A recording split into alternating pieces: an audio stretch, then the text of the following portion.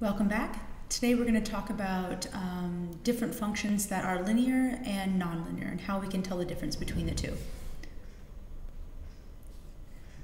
Okay, so nonlinear functions mean that, or linear functions means that all the points on the graph of the function fall on a straight line.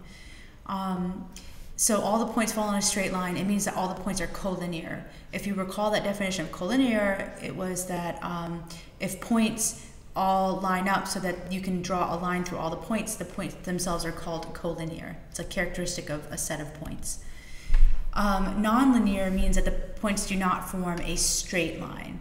Okay, so when I say line, by the way, in mathematics, when I say line in mathematics, it usually means straight line, right?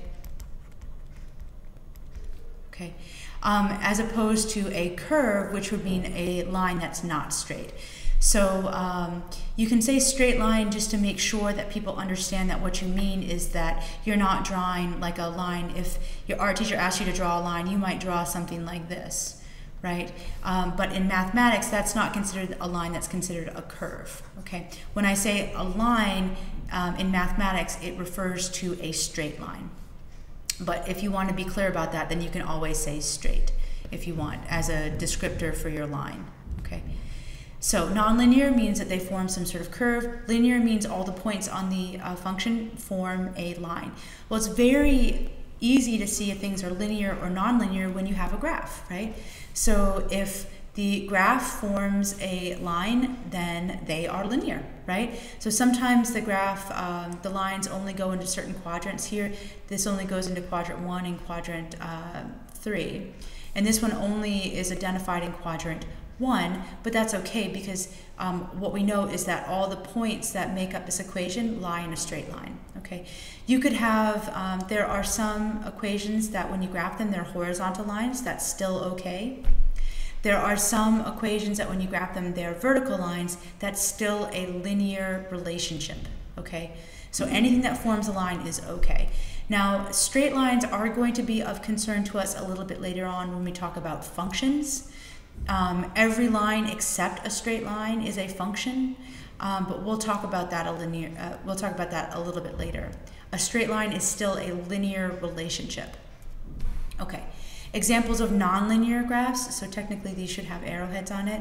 The graph of y equals x cubed ends up looking like this S-shaped. That is a type of curve that you will see. That is, of course, because it's a curve, it means it is not a line. Non, the prefix of non means not, right? So it's not linear. When we look at the graph of y equals x squared, we end up with this curve that looks like this. It is symmetric about the y-axis, so it means that both sides, that the left branch is the same as the right branch. Or if I fold it over the y-axis, the left branch would fold right over onto the right branch, right? This is also a curve. It's not a linear relationship. So anything that looks like this, when you get to pre-calculus, you're going to study lines that are called periodic functions, where the lines, the curves go up and down at a regular interval, and those are definitely nonlinear. So all of these are definitions of nonlinear graphs. Okay, so if it makes a line, it's linear. If it doesn't make a line, it makes a curve, then it's nonlinear. Okay, linear versus nonlinear in tables. Okay, so linear, what I want you to remember is that there's a constant rate of change. Now, in order to figure this out, well, let's look at the x values here. We go, this one increases by 1, this one increases by 2, this one by 2, and this one by 4. Okay, so it's not that the increases are the same, because those are just some values that people chose to put in the table. It doesn't mean that we don't have values for when x is 3, when x is 5, when x is 7, 8, and 9. It just, or for that matter, when x is, 1.5 or pi, for instance, we could have values for this function. It could be defined for those values of x. We just chose to put a certain amount of values in these tables. So if these are all, this is changing by different values here, then be careful about finding the slope. So remember, the constant rate of change is also called the slope of the line. Okay, so if this increases by 6, this increases by 12, this increases by 12, and this right here increases by, let's see, 38 to 68 would be 30, minus 6 would be 24, right? So that's an increase of 24. Well, let's check to see. The constant rate of change means that the differences create ratios. So 6 over 1 is to 12 over 2, is to 12 over 2, is to 24 over 4. Okay, so what I've really done on the side here is I'm really looking at the slope formula. So let's just check this out. M is equal to y2 over y1, x2, minus x1. Okay, so this would be, if I pick some things out here, 14 minus 6 over, that'd be 14 minus 8. 14 minus 8, if I pick the first two here, 14 minus 8 and 2 minus 1. This would be 6 over 2, which is 3. Okay, that's the same thing as putting this 6 right here, which you arrived at the difference here, which is what I was getting to right here, over,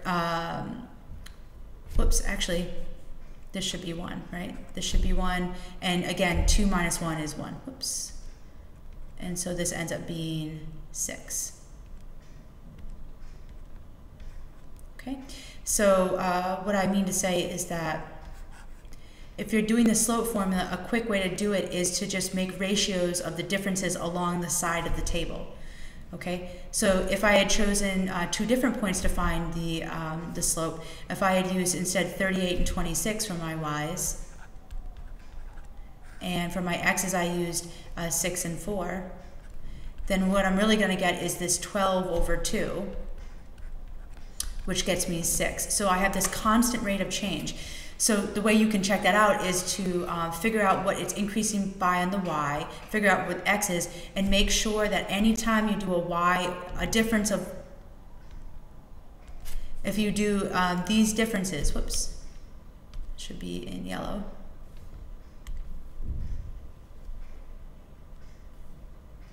So just be consistent. Anytime you have a yellow over a green here, that should get the same thing. Okay. And really I should have also put a plus sign here. Plus, plus, plus, plus, because they're increasing. Plus 6 over positive 1 is 6, 12 over 2 is 6, 12 over 2 is 6, 24 over 4 is also 6. So it's a constant rate of change here. Now this is different from the constant of proportionality. The constant of proportionality would just take, it wouldn't be taking the increases, it would just be taking y over x. So that would be saying like 8 over 1, is that the same thing as 14 over 2? And we can already see that this is not a proportional relationship because these don't create, like if I do 8 over 1 and 14 over 2, those don't create proportions there, okay? So here, let's find the differences here. This goes up by 8, this goes up by 7, okay, this goes up by 33. And let's see if we have it. Well, this would go up by 95, right? Okay, here this would go up by 2, this would go up by 1, and this would go up by 3. So let's just check out, let's do the same thing here where we have, let's put these in green, let's put these in yellow. Oops, I forgot to also put the 5 here. Okay, so let's check it out. 8 over 2 is not the same, so 8 over 2 does not equal 7 over 1. And right there, we know that it's not, because it doesn't have a constant rate of change here. And furthermore, this is not equal to 33 over 3. Okay, but as long as it fails once, it means it's not linear. So that's the way you can tell whether or not something's linear or not from a table. Look at the way that they're changing, and if it had gone down, you can use a minus sign to indicate that. If the way that they're changing is the same between the x and y, if the ratio of the change is the same, right? Because really this column is the rise and this column is the run. If the ratio of rise over run is always the same, then we have a linear relationship. Okay, when you have equations, linear versus nonlinear. Well, linear equations are distinguished by the idea that all the variables are raised to the first power only, and none of the x's are in the denominator of a fraction. Okay, so that's going to be part of the characterization of nonlinear. At least one variable is raised to a power greater than 1, or some power of x is in the denominator of a fraction. Okay, so examples of linear equations like y equals 2x, that's proportional. Y equals 2x plus 1, that's not proportional but still linear. We could have 3y plus 2x equals 6 if we wanted to. We could have just y plus x equals 4. We could have equations with other variables if we wanted to, like a plus b equals c. That's nonlinear because that's linear because none of the equations have a power greater than 1. Remember that when you don't see the power, right here I'm not indicating the power is equal to 1. Okay. Nonlinear means that at least one variable is raised to a power greater than 1. So we saw this when we had y is equal to x squared. Y is raised to the first power, but x is raised to a power that's not 1. Okay. Y equals x cubed, or x to the third power. Again, we see that with x cubed. Or you could have y is equal to 2 over x. We saw that in our last quiz. This is not linear because there's a power of x that's in the denominator. Or I could have y is equal to, let's do something, y is equal to 3 over x squared plus 1. Well, here this is not linear because we have some power of x that's in the denominator. Okay, and that's how you can determine things are linear or nonlinear from an equation, a graph, and a table.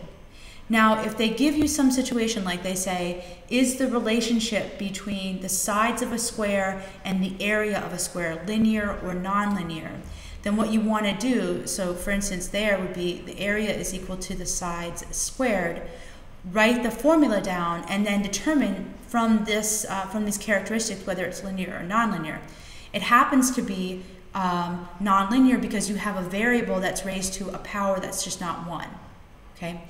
But if I do perimeter of a square, which is perimeter is equal to 4 times the side, this is a linear relationship because all of the variables are raised to the first power.